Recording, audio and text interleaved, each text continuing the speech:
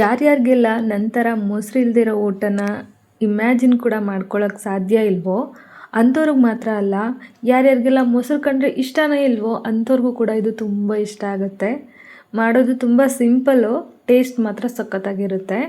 ಇದ್ರ ಹೆಸರು ಬೆಂಡೆಕಾಯಿ ರಾಯ್ತ. ನನಗೆ ಯಾಕೋ ಇದನ್ನು ಬೆಂಡೆಕಾಯಿ ಮೊಸರು ಒಗ್ಗರಣೆ ಅಂತ ಕರೆದ್ರೆ ಚೆನ್ನಾಗಿರುತ್ತೆ ಅಂತ ಅನ್ನಿಸ್ತು. ಇದನ್ನು ಮಾಡೋದು ಹೆವಿ ಸಿಂಪಲ್ಲು.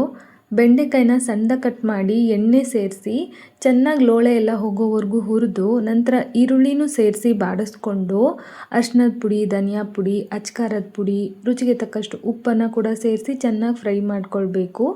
ಈಗ ಇದು ಕಂಪ್ಲೀಟಾಗಿ ತಣ್ಣಗಾಗಬೇಕು. ನಂತರ ಒಂದು ಬೌಲ್ಗೆ ಒಂದು ದೊಡ್ಡ ಕಪ್ ಆಗುವಷ್ಟು ಮೊಸರನ್ನ ಸೇರಿಸಿ ಚೆನ್ನಾಗಿ ಬೀಟ್ ಮಾಡ್ಕೊಳ್ಬೇಕು. ಸ್ವಲ್ಪ ನೀರನ್ನು ಕೂಡ ಸೇರಿಸಿದ್ದೀನಿ ತೆಳುವಾಗಿರಲಿ ಅಂತ.